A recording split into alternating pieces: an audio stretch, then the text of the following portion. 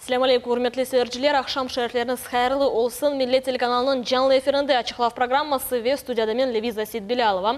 Nevbetteki yarın saat devamında Nevbetteki açık subjetini dikkatinizga taqdim etmege biz endi hazırmız.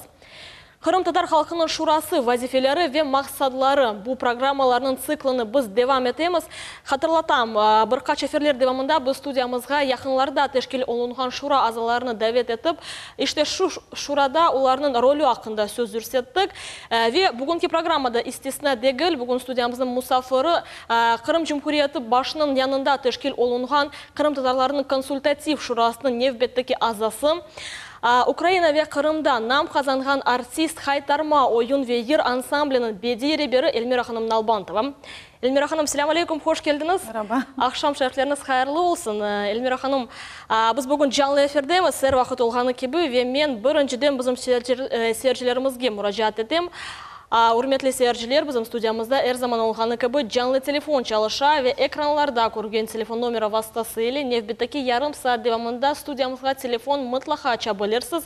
Bugün stüdyamızın musafiri Elmira Hanım Nalbantova. Biz elbette ki Elmira Hanım'ın şurada becergen vazifeleri hakkında söz yürüteceğimiz ve elbette ki icadi mevzuda programımızın birkaç kısmını alacak. Mutlaka telefon açınız, biz bekleyemiz. Eğer de bir tilekleriniz, müracaatlarınız olsa da mutlaka seslendirebilirsiniz.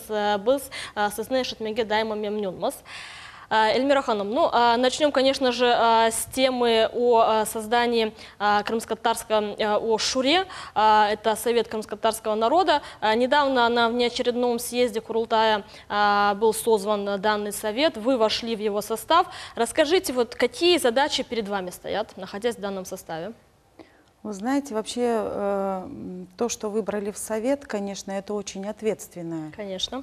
Ответственно и очень волнительно, когда ты вместе работаешь с такими людьми рядом, как наш муфтий, Ленара Ханум, Айдербей, то есть все люди, которые относятся так или иначе к профессиям определенным, да? Духовность, образование, культура, искусство, врачевание, врачи. То есть это очень серьезно, конечно. И каждый из нас изнутри, каждый крымский татарин, конечно, изнутри знает проблемы. Проблемы и что нужно с этими проблемами делать, и как их воплотить в будущее, чтобы они были решаемы. И, ну, очень, очень серьезная, конечно, эта работа такая. Конечно, работа Совета основана на реализации указа президента о реабилитации репрессированных народов Крыма. И это самое главное. То есть мы, зная, я могу сказать о культуре, да, я знаю, какие проблемы есть в культуре, я могу подсказать об этих проблемах, и я не могу сказать, что я могу, и я, конечно, их сама одна решить не смогу, но все вместе, совместно с Министерством культуры Республики Крым, я знаю, что у нас замечательный министр культуры, который очень профессионально и может подсказать, решить эту проблему.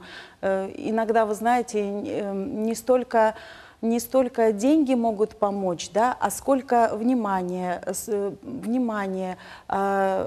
какое-то важное слово для тебя, оно больше помогает, чем, например, материальная помощь. Поэтому я думаю, когда мы все вместе, а все вместе, не только наш совет, а именно вместе, крымские татары, совместно со всеми организациями, которые есть у нас в республике, когда мы вместе, мы можем решить все, что нас касается. Ну, в этом, собственно, и цель данного совета, конечно. То есть построить такой мост между общественностью и органами власти. Правильно, Эльмира Ханум? Да. Эльмира Ханум, ну, мы поняли, что ваше направление – это, конечно, культура. Вот хотелось бы подробнее остановиться на творчестве и искусстве. Вот не секрет, что традиции, история, собственно, вот любого народа, она отражена в фольклоре. Вот говоря о наших народных песнях, вот какова роль народных песен в национальной культуре крымских татар? Эльмира Ханум, я вас перебью, Багашларсис. У нас есть телефонный звоночек, давайте мы послушаем, а далее мы ответим на данный вопрос. Алло. Сорвался наш звонок. Мүмкін олса, әлбетте да бір кере телефон ашыңыз, біз мұтлақа қабыл етерміз. Эльмира Ханым, ну вот, собственно, о народных песнях. Какова их роль в нашей культуре? В нашей культуре. Вообще фольклор в нашей культуре – это основа всего. Вообще любого, если мы возьмем любой народ, это основа, да, народа. Песня – это душа, это живой голос народа, это песня показывает национальный характер народа. То есть без нее, без песни мы не можем. Мы рождаемся, нам поют колыбельную, мы идем гулять. Где бы мы ни были, мы везде слушаем музыку. Эльмира Ханым, к нам дозвонился наш телезритель, мүмкін олса біз қабыл етерміз, телефон бағымызны. Алло. Алло, добрый вечер, вы в эфире. Ага. Селям алейкум. Алейкум селям. Айтыңыз, сіз эфирде. Алло, айтыңыз.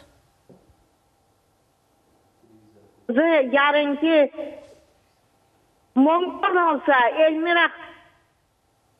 Мүмкін olsa сіз телевизор янынан кетіңіз, чүнки біз сізді ешітмейік яқшы етіп. Мен телевизорын янынан кеттім. Айтыңыз оле olsa. Эльмира ханымны мүмкін mü? Yarınki bayram, Nargez bayramından hayırlar, uzun ömürler, sağ selametlik dilemeye. Evet, çok sağ olunuz. Çok sağ olun, Allah sağlığın versin sizге. Мен de unuttum, bağışlarınız. Gene de üzüldü bağımız ama biz anladık. Mana tilekler ile seyircimiz telefon açtı. Sizge ve hepimizge men birleşsem. Çok sağ olun, sizge de gelecek Наврез bayramınız hayırlı olsun. Эльмира Ханым, мы вот продолжаем говорить о народных песнях в нашей культуре. Да, народная песня – это очень важна для нас. Вообще народная музыка, фольклор народный очень важен для нас. Это самая доступная для всех форма приобщения к музыкальной культуре того или иного народа. И в народной песне отражены все чаяния, боль, радость, история народа. То есть она все время сопровождает нас от рождения до смерти. И поэтому песня, вы знаете, народная песня – это как молитва, чтобы очистить душу человека. Поэтому, не знаю, меня народная песня сопровождает всю жизнь. И я думаю, каждого из нас, особенно крымско-татарский фольклор, крымско-татарская народная песня, она настолько особенная, настолько красивая и мелодичная, что, я думаю, в каждом из нас она присутствует. Да, мы знаем, что народные песни действительно в вашем творчестве занимают особое место. Эльмира Ханым, вы сказали, что крымско-татарские песни, они особенные. Вот в чем, собственно, особенности наших песен? Особенность – очень красивая мелодика, очень много интересной мелизматики, определенные диалекты в народной песне. Это содержание, произношение. То есть, вы знаете, в общем, если мы берем песню, то мы ее настолько должны проработать, особенно сейчас, в наше время, потому что большинство из нас не очень хорошо, будем так говорить, знают крымско-татарский язык, свой родной язык. Да.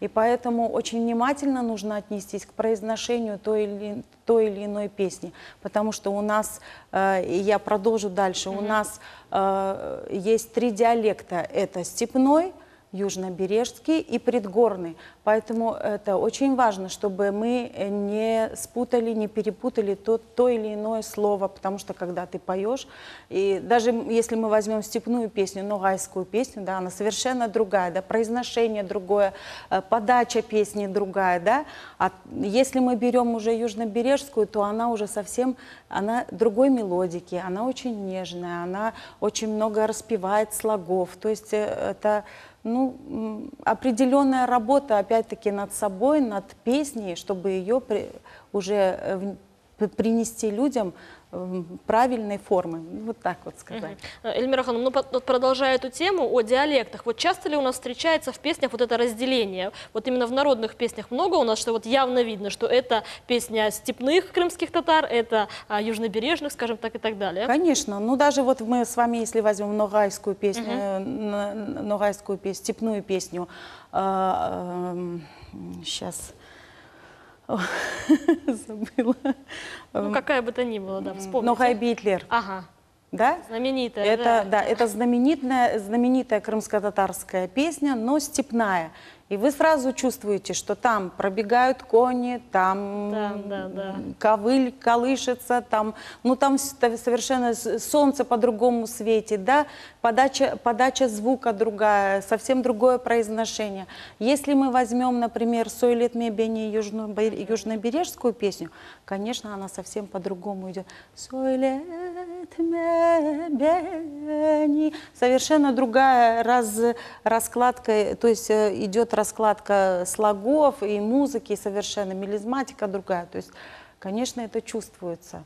Но опять-таки мы этим и интересны, что мы разные, но мы крымские татары. У нас много диалектов, то есть у нас есть, да, 3 диалекта, у нас музыка разнообразная. Такой музыки, как у крымских татар, нет нигде во всем мире, поэтому мы должны гордиться ей.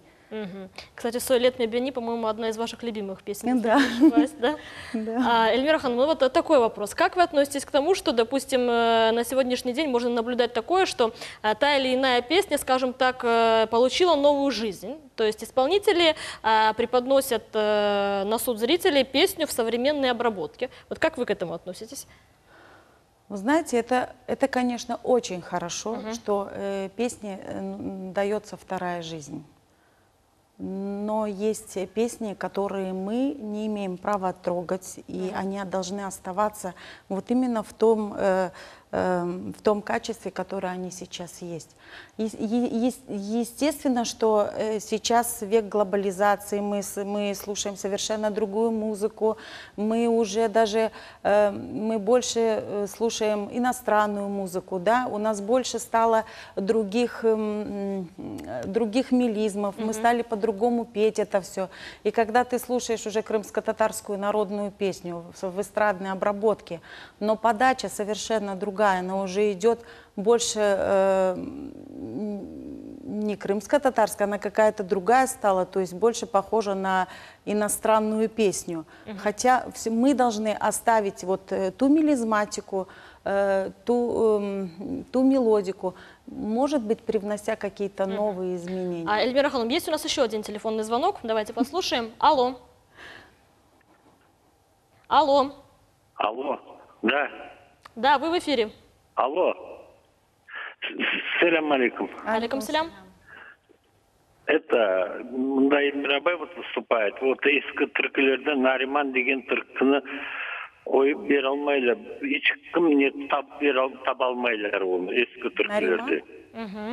Вы знаете, я тоже первый раз слышу, вы знаете, но я с удовольствием переговорю с нашими музыкантами в ансамбле «Хайтарма», и думаю, что и Раиф Алиев знает точно эту песню, и думаю, что мы с ним обязательно найдем и слова, и мелодию, и в нашем ансамбле будет эта песня. И я бы, конечно, если вы ее знаете, я бы была бы рада с вами встретиться и услышать ее. Babamı yaxşı bilген türküsü, rahmetli babam, onun için. Урметли сержимыз, мына сізге Эльмира Ханым атта бөле көрішмеге теклиф етіп, мүмкін олса, әлбеттеке мына бөле бір көрішіні тешкіл етіп, мына бұл ер ақында да айтырсыз. Ve mutlaka mına Эльмира Ханым vade etti, Хайтарма ансамблі onu icra edecek. Sağ olunuz. Çok sağ olun sizге. Biz devam edemez. Эльмира Ханым, ну вот говоря о преподавании крымско-татарской музыки в учебных заведениях, вот с какими проблемами сталкиваются при процессе обучения? Ну, я могу сказать, что на сегодняшний день преподавания крымско-татарской музыки как таковой нет. Таковой нет, да? Даже если она, это, знаете, зависит от преподавателя.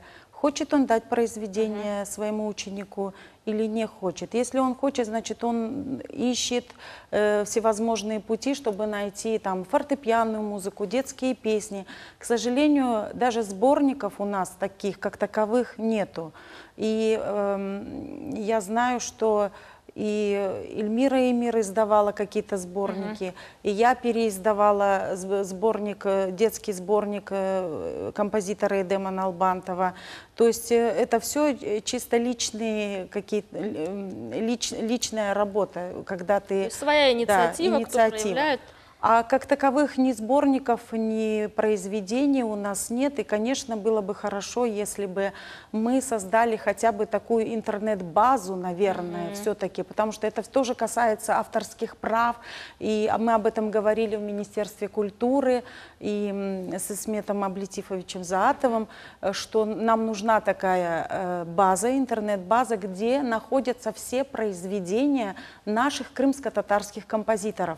Именно профессиональных композиторов, потому что мы этими людьми, у нас есть фольклор, но у нас есть еще профессиональная музыка, и мы этой музыкой должны гордиться и говорить, что мы выросли вот на такую ступень, завтра мы вырастем еще больше, у нас есть свои композиторы, свои поэты, свои писатели, свои артисты, актеры, и мы ими должны гордиться, и, конечно, мы должны об этом говорить. А так, когда-то в 90-х годах, когда еще был жив Эдем Налбантов, при университете, педагогическом университете, при КИПУ, простите меня, пожалуйста, Фивзягай, что я так сумбурно сказала, при КИПУ открыли музыкальный факультет в 1997 году. И этот факультет живет и здравствует, дай бог всем здоровья преподавателям и студентам. И тогда преподавался предмет «История крымско-татарской музыки». Этот предмет преподавался и в музыкальном училище имени Петра Ильича Чайковского. И, конечно же, было бы замечательно, если бы вот эти предметы ввели у нас в университетах. Конечно, было бы замечательно, если бы при Университете культуры, искусства и туризма открылся хореографический класс или просто группа для подготовки танцоров, танцоров, артистов балета для наших коллективов, для фольклорного ансамбля «Крым» и для ансамбля «Хайтарма». Конечно, это было бы замечательно. Конечно, было бы замечательно, если бы при Университете культуры открылся такой класс, где готовят актеров для крымско-татарского театра. Это же плюс не только нам, это плюс для всех. То есть мы, опять я повторюсь, когда мы все вместе, мы сила. Эльмира Ханум, у нас есть еще один телефонный звонок. Алло. Алло. Алло. Вы в эфире, buyurunuz. Алло, мен Хурман районунда Навапакрука көйүнөн звонить этем, Эльвираға. Салам алейкум. Эльмираға. Салам алейкум. Алейкум салам. Эр yıl bekleyim, 18 may türküsün niçin aytılmay? Ya bir kerecik aytmadılar 18 may türküsün. Men departированный 80 yaşından endi. O türkünü eşitamayık. Sözlerinden hepsini bilem. Мен анладым. Анладық, сау олыңыз. Хочу сейчас сказать, что крымско-татарским ансамблем песни и танца «Хайтарма» подготовлена такая программа ко дню депортации. Но, знаете, хочется сказать, что да, мы должны помнить все горести и боль, то, что пережил наш народ. Да, безусловно, мы должны сохранять память. Да, конечно, обязательно. Но у нас, посмотрите, после депортации, сколько у нас появилось поэтов, которые пишут замечательные стихи о депортации, уже привнося свои ощущения, и они очень интересные. Посмотрите, какие песни написаны о депортации современными композиторами, то есть современными авторами, и они совершенно другие. там не только боль народа, но и радость того, что мы сегодня вернулись на свою родину. И что, приехав на свою родину, мы должны созидать и делать еще свою родину еще краше. И, то есть это зависит от нас, как мы будем здесь жить и насколько нам будет здесь хорошо.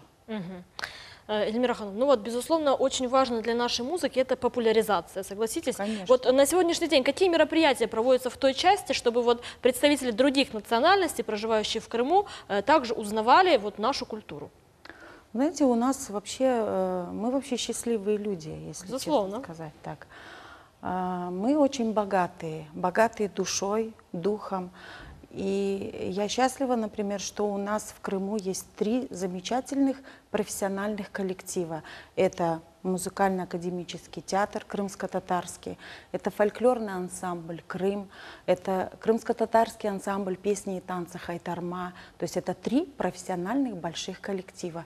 У нас множество самодеятельных коллективов, которыми мы можем гордиться сегодня, и они пропагандируют нашу крымско-татарскую культуру не только в Крыму. Эльмира Ханум, я вновь вас вынуждена прервать, Багушларсис. У нас есть еще один телефонный звонок. Алло.